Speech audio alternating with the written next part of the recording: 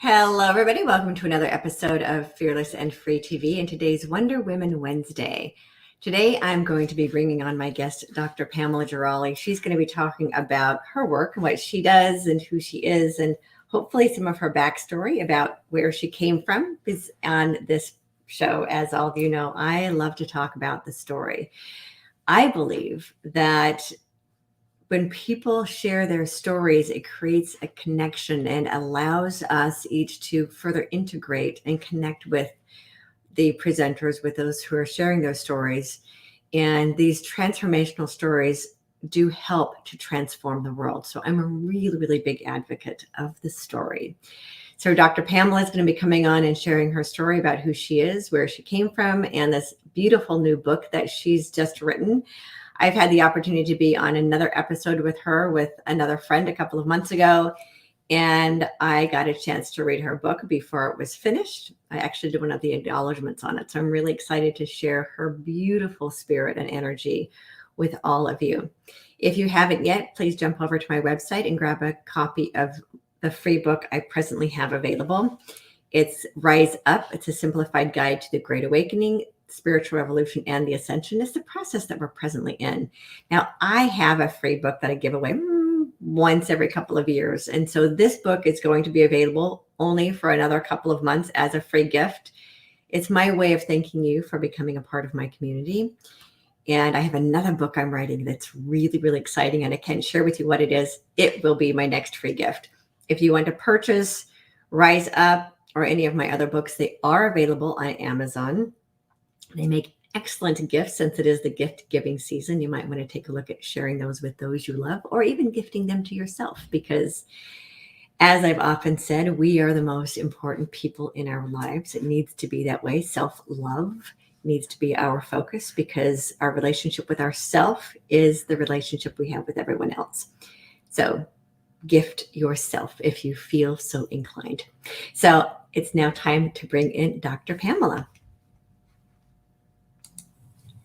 Good morning, Dr. Pamela. Or I guess in your case, it's afternoon. It is afternoon here, but good morning. Good to be with you. I'm just delighted to reconnect after being with you in a previous engagement. That was very special.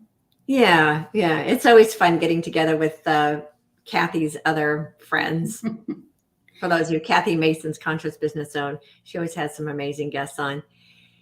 And so, Dr. Pamela, what I don't know about you, we'll get into this amazing new book that you've written. And I love the title and focus of today's show about becoming a divine, dancing like a divine diva. And so I'm really looking forward to hearing, one, how you found that divine diva within yourself.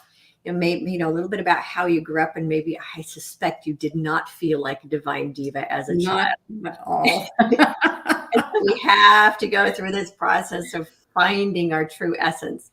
So tell me a little bit. Let's just begin with where you want to begin. Your where you were not a divine diva and not your true essence, and then perhaps how you found that within yourself and why you're now so inspired to teach that to other women. Absolutely. I'd be delighted to share. And I know that we all have a journey. Some of them are kind of parallel, and that we share a lot of interesting similarities in our journeys.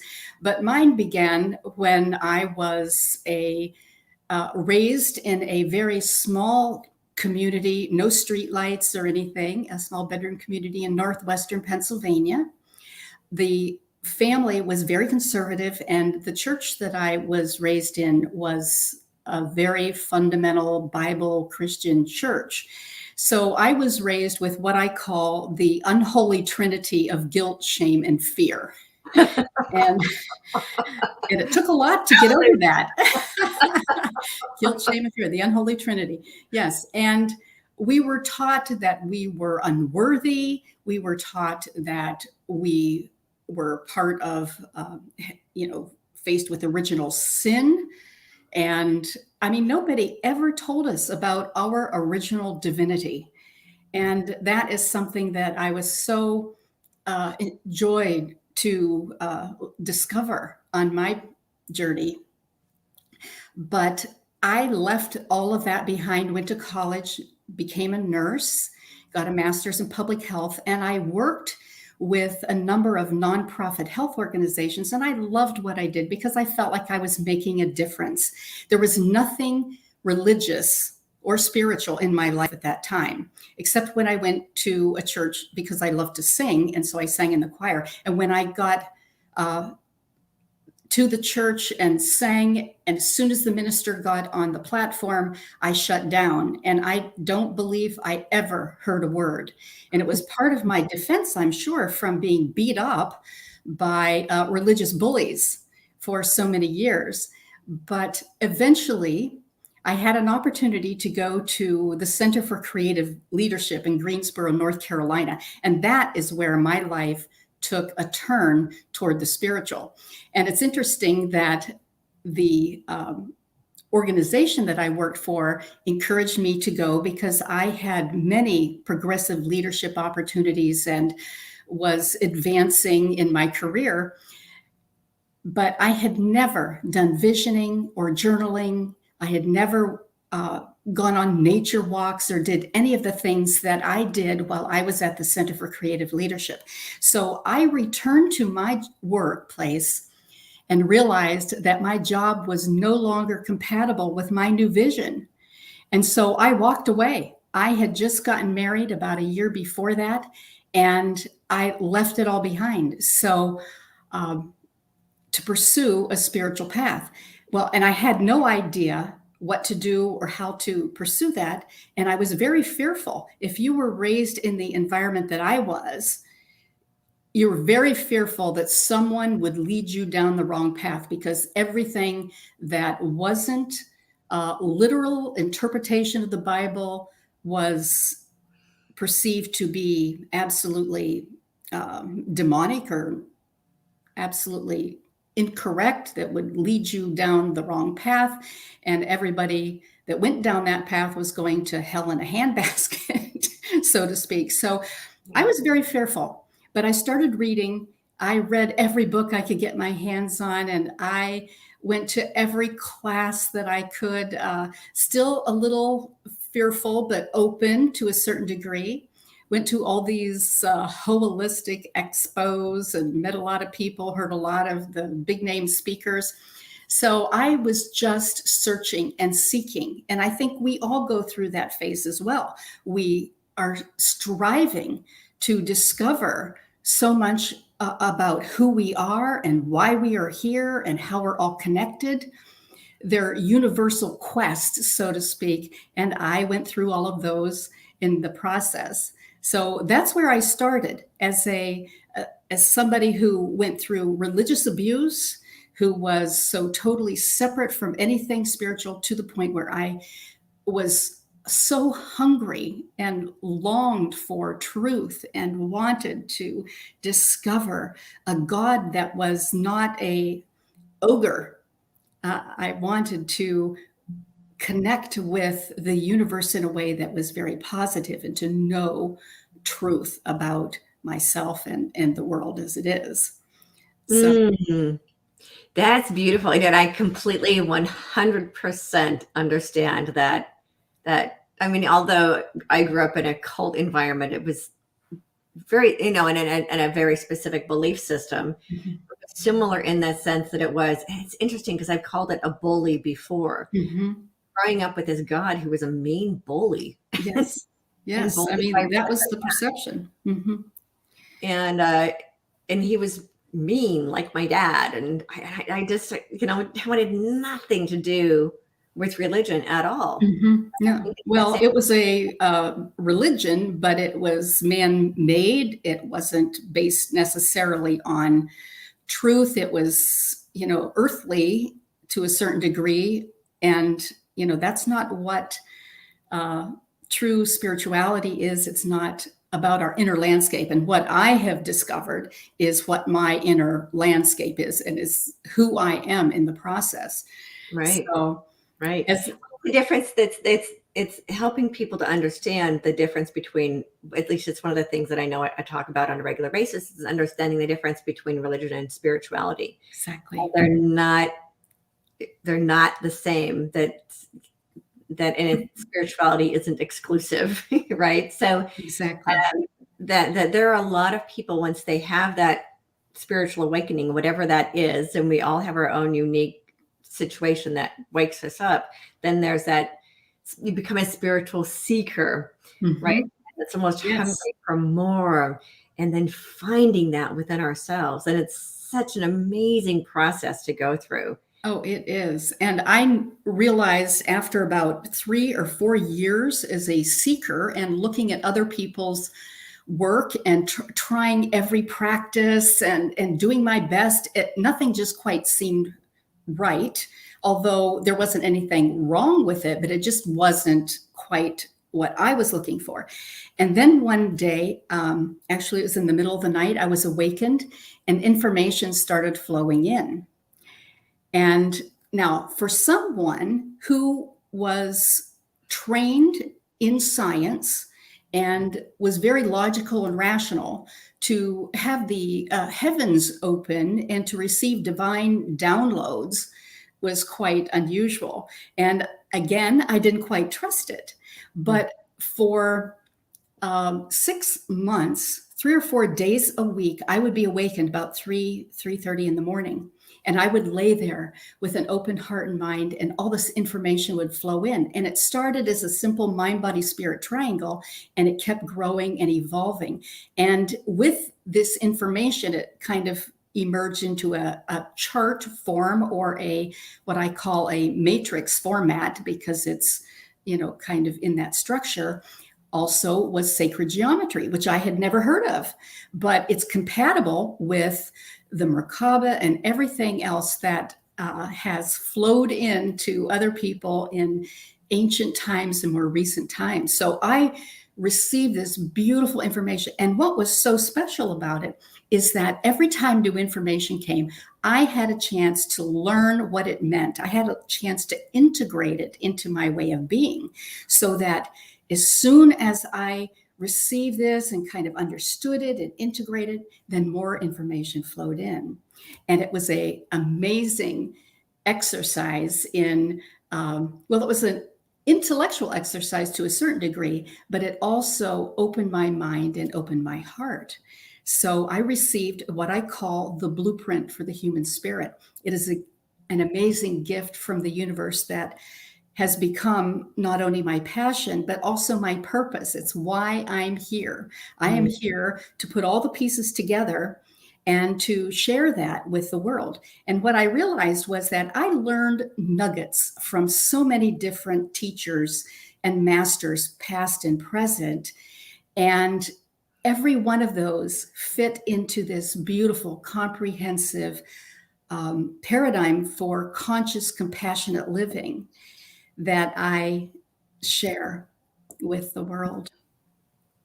Right. So as you know, those are all universal truths. Exactly. So there's something between having a personal opinion about something, or what personally resonates with each one of us, yet there are universal truths. And so we're all speaking the same language. We're all saying the same thing, but perhaps just in different ways. Exactly. And I think different formats appeal to different people. People that are more into science love the chart, and people that are more artistic like the designs, and people who are very, touchy-feely, can feel the emotion of all of this. And it was probably a few years later when the blueprint made another major shift in my life. I was meditating on my lanai, and I'm not good at it because I'm very hyper. And but I was there, and very quickly I went into another realm, and I experienced 15 archetypes or past lives within an hour and a half, and they were extremely intense moments in the lives of these individuals that spanned the ages from ancient Mayan times to more recent 1900s Appalachia. They were men, women, and children from all walks of life. And each one of them revealed a core shift in consciousness that was relevant to me. And each one of them reflected an aspect of my own life. And each one of them fit into one of the major cells or boxes in the blueprint matrix. It was just the most amazing experience, because from that moment on, the blueprint was no longer just an interesting intellectual exercise for me. It was something that was a part of me. It was something that I experienced firsthand that was so powerful. And so there was from a head to a heart and a soul shift from that one particular experience. And then something else happened later that week. I went to visit a friend who was a therapist, and we were having lunch, and I took this document. After I had this experience, a friend of mine says, write everything down. So I did. I spent 8 hours, and I typed up the vignettes for each of these individuals, and I could see how they all fit together, because originally there was just a list of people. But as I was writing about them, I could see exactly how they all fit together and how they reflected how we grow spiritually. But anyways, I was sharing this with my friend, and she says, well, would you like to do a regression? And I'm cool. More, can I handle more? But I said, oh, why not? So I went back in time with her guidance, and I was a child at the feet of Jesus when he said, let the children come to me, for theirs is the kingdom of heaven. And it was so beautiful, because that one archetype reflected another level in the blueprint, the eternal level in the blueprint of how we become like essence, like children who are not corrupt. They're innocent, and they're open, and they're loving, and they're curious and passionate. And I mean, it was so perfect. It was the culmination of all of that went together with the other 15. And what I could see was how some of those archetypes were victims. I mean, they were horribly abused, and some of them were tried hard and failed, used ego effort, and it just didn't quite work out. And then some of them got it and were able to make a huge difference in their lives and in the lives of other people. So that is almost exactly how we evolve spiritually. We go from victimhood, where things happen to us, to where we become victors. We're going to take charge and make things happen. I mean, I made so much happen when I was in the workplace, and then how we become vessels through which God expresses, and how things work through us and are manifested through us. And finally, with this beloved child of God, so to speak, we show up as the presence of God. Mm-hmm. We are the hands and the heart and the voice of God. It was amazing. That is really amazing that you got to see how each one of those, because I agree. I think that our souls choose what role we want to experience. And I never heard about it as an archetype. So the soul chooses, I'm going to go in and I'm going to experience this archetype. And then I'm going to go in and I'm going to experience this archetype, so that the soul becomes almost like well-rounded. Yes. So it's kind of this, I don't know any other word for it, to be like, oh, I've experienced all of this, and now I understand that the soul essence of source, right? Exactly. It was almost like retrieving parts of your soul.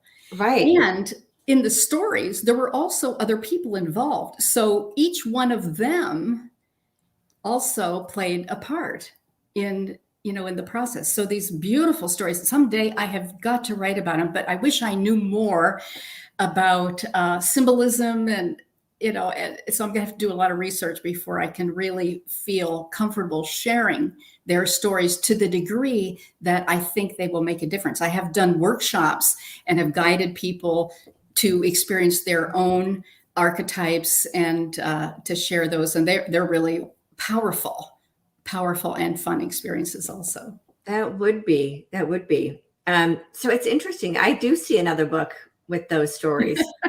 Oh, it could even be, okay, I'll talk about a movie. I see a movie, because let me tell you, if you had seen me that day. Yeah.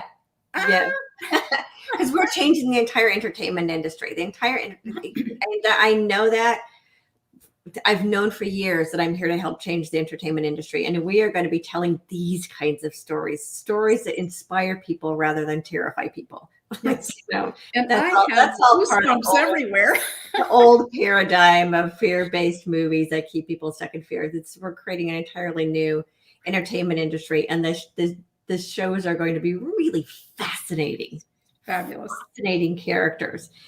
But unlike anything that's ever been done before. So I'm seeing this either as, it can be, okay, so one of the messages that came into me about 10 years ago, what I would be doing, what my future self is calling books on film.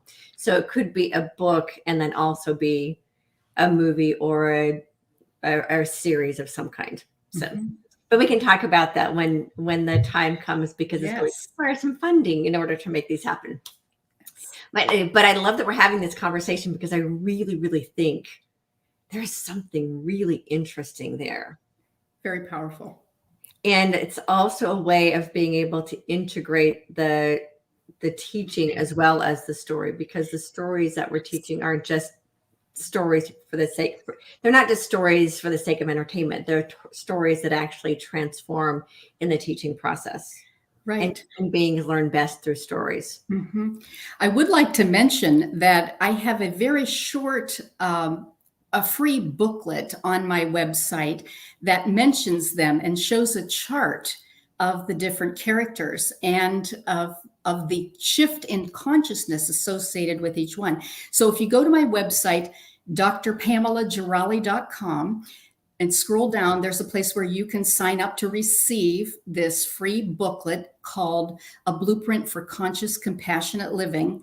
And it explains a little bit more about the blueprint and shows some of it shows a basic chart, and it shows also some of the geometry and talks about how it evolved.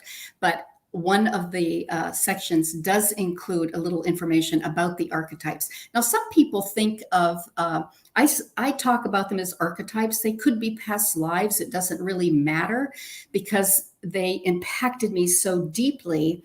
And since we're all one and we're all connected beyond space and time, it doesn't really matter. And, these are different, because a lot of people, when they talk about past lives, oh, I was Queen so-and-so, or, they were always famous people. Right. And these weren't famous people, although some of them had similarities to people like Galileo and Joan of Arc. I mean, the same kind of experience, but it doesn't matter. They were just powerful expressions of how we shift our consciousness so that we can truly reach out and live and express the truth of our being. And that is what being a divine diva is all about, and learning how to dance like a divine diva. Yes. So this is your newest book. Yes. And actually, and let me ask you really quick, where did the doctor come in? Because you talked about being a nurse. What is this transition to doctor? Okay. Well, after I received the basic blueprint chart back in 1995, I realized that I didn't know what it all meant. And I had been doing a lot of reading and studying, but I decided it would help me to get a doctorate in holistic health sciences. So I did that. And I used that as a way to help me understand, and so that I could better describe what was happening and how the shifts in consciousness might impact people, but also as a way to learn more about myself. Because, that is what it's all about. I believe that our primary purpose here on earth, our inner purpose, is to discover who we are and to embrace the truth of our being, which is essence, not necessarily Pamela, the child who was abused, and Pamela, the go-getter, the perfectionistic workaholic, or Pamela, the play gal, who I did that for a while in between times, and the seeker. And then, I felt like when I had this beautiful gift, the blueprint for the human spirit, I was like a closet guru because I had no idea how to explain it, how to describe it, how to live it, how to bring it forth, because it had grown so much. It was impossible for me to figure out, how do you share this with the world? There's so much. Where do you start? And people will say, well, how do you know this is true? Well, one time as I was struggling with this, I thought, if I just had my own guru, like a Wayne Dyer, this is when he was still with us, or a Deepak Chopra, or somebody like that, could read this and tell me this is true. I thought, if I could just do that. And so I thought, I'm going to write an affirmation in my journal. So I picked up my journal and my pen, and I wrote, a guru is coming into my life now. And this voice said, well, what am I, chopped liver? Now that's a kind of colloquialism that would come from my, upbringing. And I thought, okay, I'm getting this from the highest source. I do not have to worry. It's for me, and for me to share, and for other people to learn from if they so desire. But I believe we all have the potential to open our hearts and minds to the divine, to receive revelations directly. We do not have to necessarily accept what everybody else says. But I think by learning other people's stories, and by studying and searching, that we finally find the way to our own truth, and it opens the door to exactly what we need to express the truth of our being. Absolutely. I call that, well, two things: knowing what your soul already knows, remembering what your soul already knows, because our souls are directly connected with source. Exactly. So when this information comes in, it's not like you're reading it in a book and learning it. It's like, oh, I know that. Somehow I already knew it. How did I already know that? Yes. Well, it's because our soul already knows it. Exactly. And, Exactly. and every one of us has the ability to, what I call stream. I call it love streaming directly with source. I like that. Right. And so we all have that ability. Mm-hmm. that though we first go through the phase of middlemen first. Yes. Right. But there comes a point where we understand we no longer need to go through a middleman to get to source. Exactly. Exactly. And what a gift that is when you realize that. Our own guru. Yes. I'm my own guru, so to speak. So that is a gift, but it takes time, and I think we have to spend time.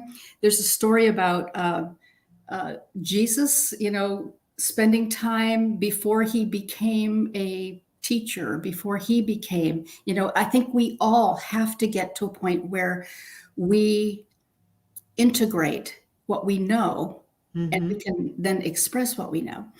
Another thing that happened to me while the blueprint was evolving is that I discovered I was intuitive. And for a nurse with scientific background and training, that wasn't an easy accept either. But I would be lying in bed where all this information would flow in, and I'd think of someone in my family or a friend who was struggling. And so I would just focus on them. It was like a form of prayer, for their highest good. And I would be moving energy around, and I would see imagery, and things would shift in the process. And so I would later talk to the individual and say, I was praying for you, and this is what happened. And then when people would tell me something, I said, would you like me to pray for you? Sure. So I'd lay down and this would happen. Well, then one day I thought, if I could just talk and record this, then I wouldn't have to try and remember. It would make such a greater impact on people because they would hear it firsthand, the whole story, so to speak. So I was asking my sister about this, who was she's also a healer and a spiritual student. And she said, well, do me. I was in Chicago. She was in Pennsylvania. So I got one of those little tiny tape recorders and I laid down and I put it on my chest. And I kind of said this affirming prayer, that for the highest good, open, ready, and willing. And then I started talking in first person. And I experienced, I was like a mirror and speaking on her behalf, of her higher self, and went through a series of about 7 scenes. And each one was more progressive, and each one reflected an aspect of her life that was had an issue with regard to it. Mm. And when an issue would come up, then there was always like a resolution. And when I finally got to the point where I could sit up and work with people face to face, my body goes into motion because I sense things kinetically, and I do become like a mirror. And so when I start, moving back and forth, say, I know that's indecision. And one night I actually had a download that revealed to me exactly what every position and motion and imagery meant from a healing perspective. So sometimes it's a physical need or healing that needs to occur. Sometimes it's more mental belief system. Sometimes it's a heart issue or a spiritual journey. And so when I speak on behalf of the higher self, we always, I move around and information comes to light. I don't want to know anything in advance. I just express. And then when this issue comes to light, there's always a shift. It's usually a shift in perception. And that is only what is needed most of the time for healing to occur. If we just look at things from a different perspective and see things with different eyes, we step outside this human form and body and know truth, and it shifts everything so beautifully. So I do these wonderful healings that I call spiritual blueprinting because they're always connected with the blueprint. There's always about an aspect of the blueprint. So, but again, I had no idea how to share this and tell people about this because it's pretty out there. Mm-hmm. And my family members, other than my sister, pretty much aren't interested in this and are a little more old school in how they think and believe. But so it's interesting. Let's just say I love it. And I love doing healings because every time I help another person, I am healed more. The whole world is, because we are one. That's right. Yeah, and I teach that a lot. It's like when each one of us does our own work, our own inner work, that affects the entire collective consciousness. So people are saying, "Oh, I want to change the world. I want to change the world." But if you want to change the world, then you've got to start with doing your Right own here. work. Always in here. It's always here. And so when we have changed that relationship with ourselves, that's what's reflected outwards. Exactly. And so got to start with ourselves. If we're out there trying to change things, but we're dragging our own stuff into it, it's not going to be nearly as effective. Exactly. Now, my book is an example of how we can kind of let go of more and more stuff. I had about 6 months of fatigue. I had viral thyroiditis and I couldn't really move for about 6 months. And finally, when I felt better, I wrote an affirmation in my iPhone and went to bed one night and said, "Okay, I'm ready to work again. What do you want me to work on?" And I thought, well, I have all these incomplete projects in my computer. Maybe it'd be one of those. And no. And it was get up early, an hour early, go to your office and journal confessions. Well, I was taken aback because that wasn't really part of what I was into. I'd been a spiritual teacher for quite a while. And I thought, but that's the guidance. So I thought, okay, I can do this for 21 days. I hadn't been working for a while. My husband had been ill and I had been a caregiver. I thought, I can do this for 21 days. It was, nope. Okay, 30. Nope. 40. Okay, 40. Interesting. What does 40 mean? Well, when I looked it up, of course, 40 is the number of rebirth. And there's, Really? yes, and there are so many instances of 40 in the Bible in particular. 40 days of rain, 40 years in the wilderness, 40 days that Jesus was in the Garden of Gethsemane, and gestation is 40 weeks. So there are so many wonderful things about the number 40.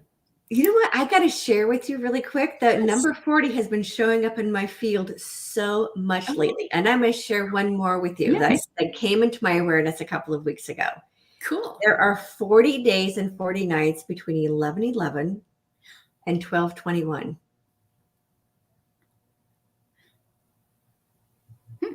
Interesting. Which was pointed out to me, my higher guidance pointed that out to me a few weeks ago. I'm like, well, what did that mean? Well, apparently we are going through some kind of birth process in that 40-day window this year. I've never seen it before any other year except for this year. So there's something really interesting. There is something powerful this year. Well, Lent is 40 days too. We're supposed to be seeing Lent. Yeah. So anyways, I decided to follow the guidance. When you ask for it, you better follow it, right? So I got up, went to my office, and I had no idea what was going to transpire, but I lit a candle, sat in the silence for a few minutes, and a word came to me: discipline. And I hate discipline. And I thought, oh, I hate this. I hate anybody telling me what to do or what not to do. Then it was like, oh my God, there's my first confession. So I wrote it down, and then outflowed for an hour. I wrote all about my experience with discipline. And because of how I was raised, we weren't disobedient, we were sinning, and that required extra punishment. And so my father had punished us quite harshly. My mother stood me in the corner. Well, if you are hyperactive, that was torture. It was worse almost, but I realized that eventually we integrate discipline so that we become self-disciplined. Mm-hmm. And when we become self-disciplined, we can say no to certain things, and we are free to say yes to other things, better things, things that we desire, so that we can choose our heart's desire. We can move forward and in a different direction. And so discipline becomes direction. I love that. As my life unfolded and as I learned from the blueprint, I was able to make a shift from a negative to a positive.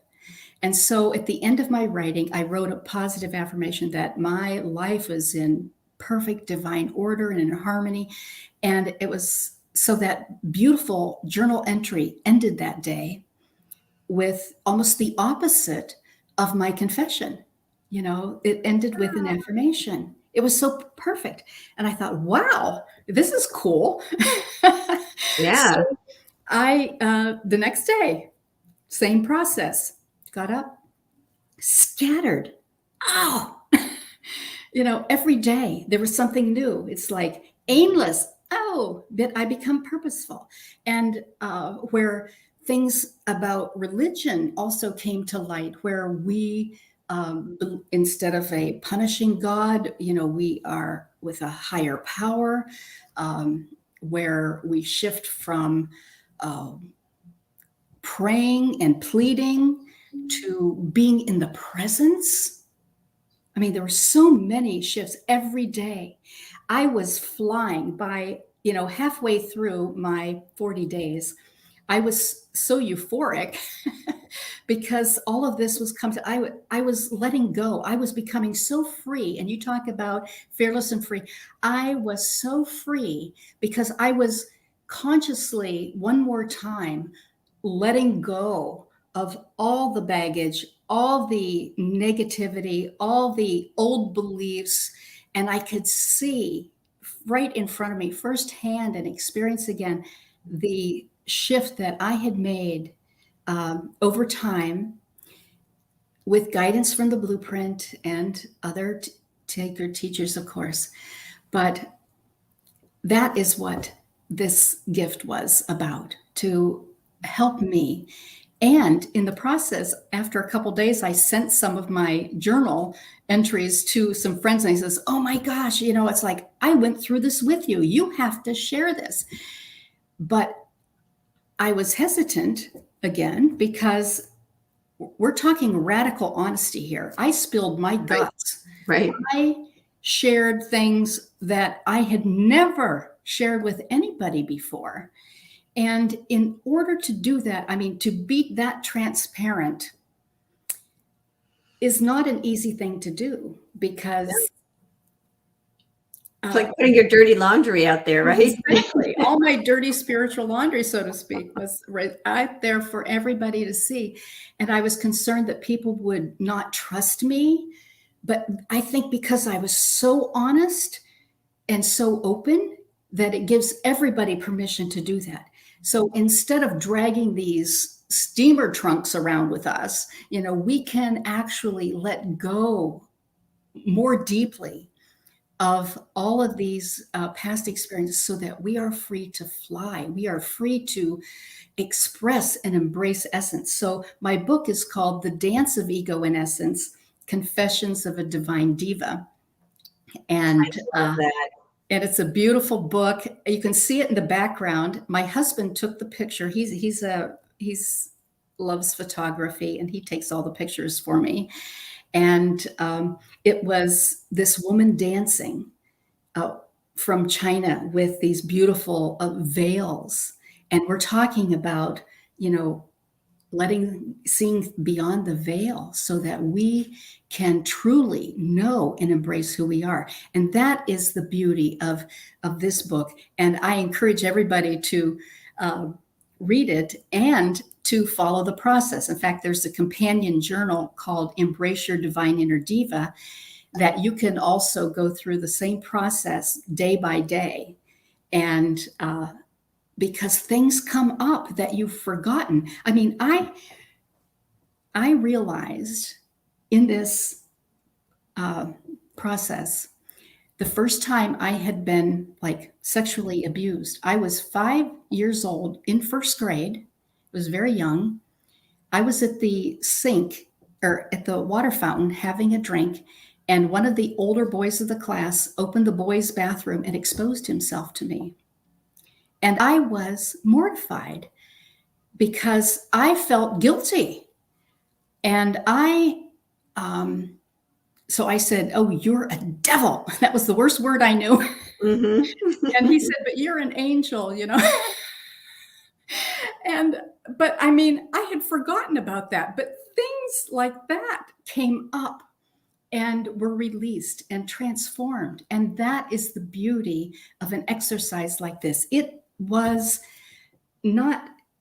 a deep soul cleanse, which I think we all can benefit from. Even if we've studied and released and released and released, I think we can all benefit from that again, because we go one step further.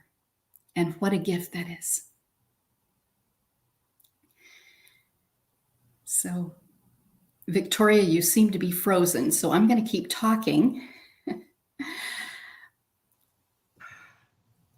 There you are. Yeah, that was weird. I don't know if my internet went out for a minute, but we both turned into spiraling circles for.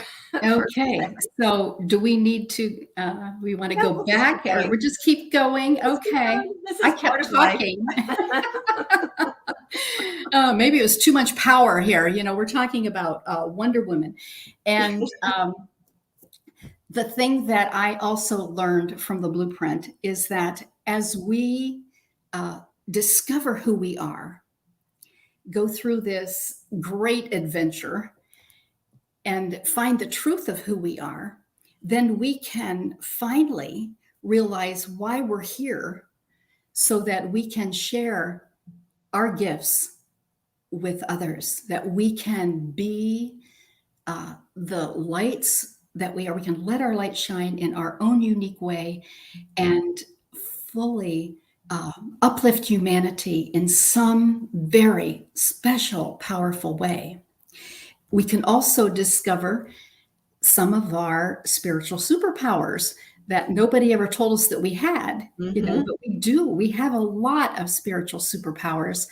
And certainly the blueprint reveals some of those. And, I talk about how we go from aging to being ageless because we are immortal beings, and how we, go from being more knowledgeable and with wisdom to having this infinite source that comes from the universe. It's just such a blessing. But there are all these powerful superpowers that we can discover as we learn more about who we are and allow the essence of our being, this divine diva, to really come to light. Oh, this sounds like a fantastic book. What a great gift for people to give themselves or to give a diva in their own life. Yes.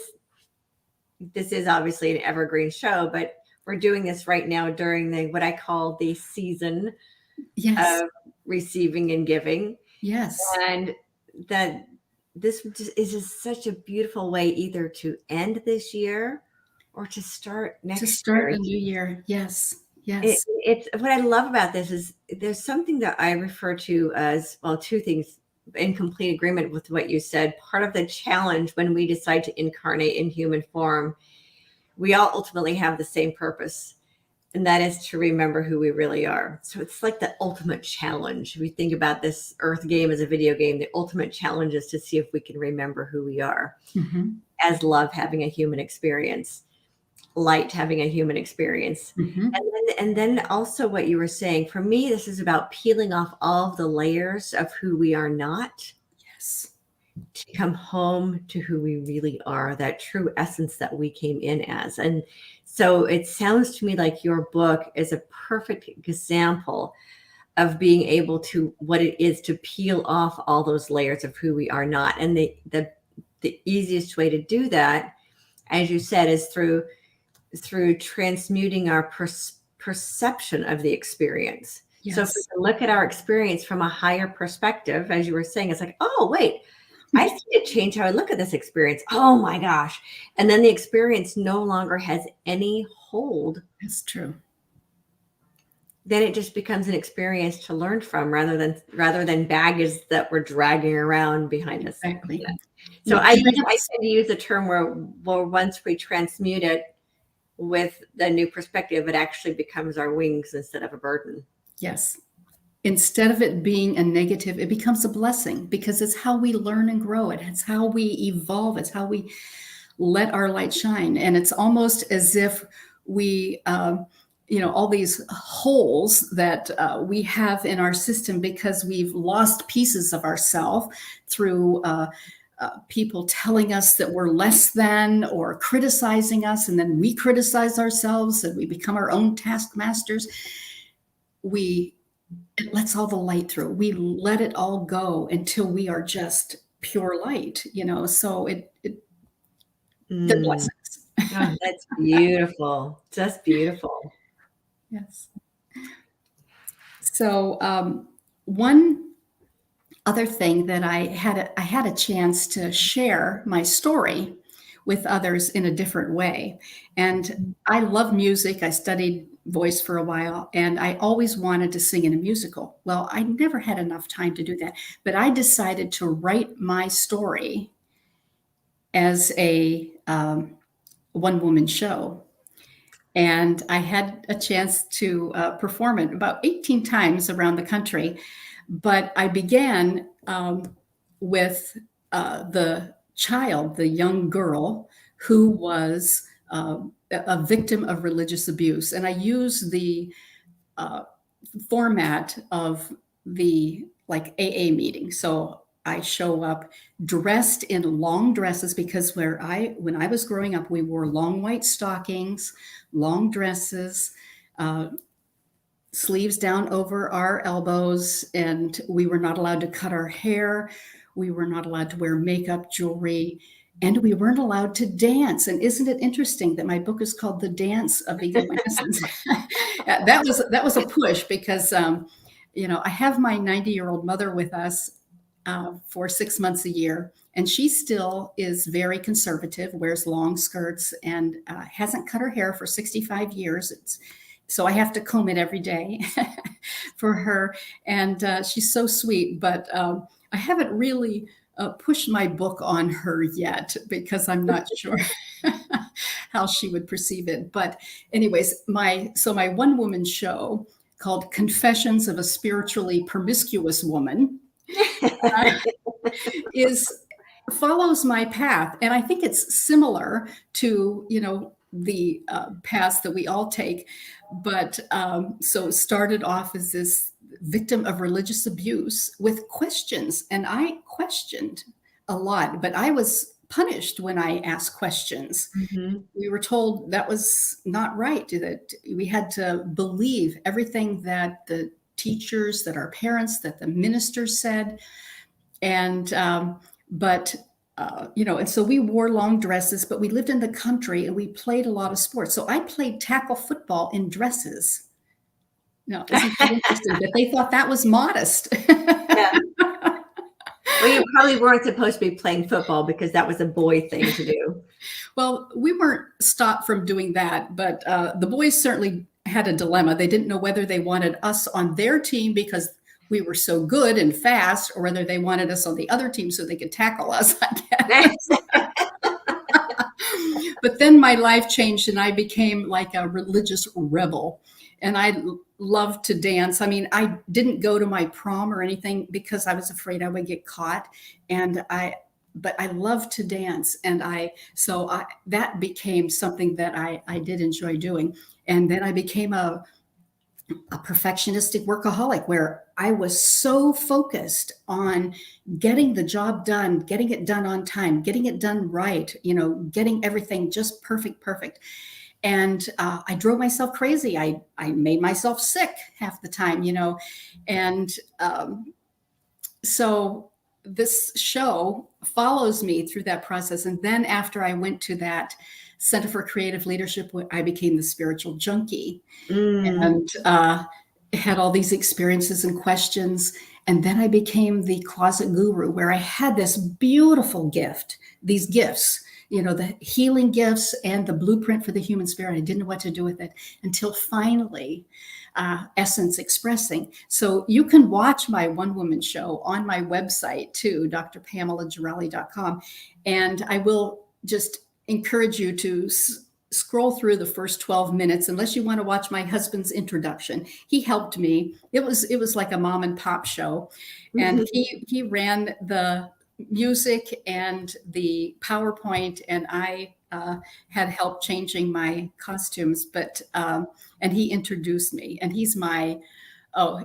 is just, the universe gave me another major gift when he came into my life, because he supports me so much and made it possible for me to do what I do. So I'm so grateful. And one day, when I was feeling a little smug about having nailed my higher purpose, I asked him if he knew why he was here. Now, he's retired and was golfing, hitting a little white ball around. And so I didn't really expect too much, but he said, "Yes, I know exactly why I'm here. I'm here to support you so you can fulfill your higher purpose." What a gift. Beautiful. And there are a lot of men who are on the planet right now for that purpose. Mm-hmm. They are here to support the divine feminine. Yeah. What a gift. And that is really a gift. Not everyone has that. And that's really extraordinary that you have that support in your life. Yes. So anyways, my one woman show, and I even sing in it. So you can hear my song that I wrote about, where are you? You know, my search and how I tried everything and finally discovered that, you know, the search is over. So it was one of the most fun things I've done. And I do think that telling our story is helpful because it gives other people permission to look inside, to learn more about themselves, to share their stories. And I mean, we don't have to be attached to our stories, and we don't have to keep reliving old patterns.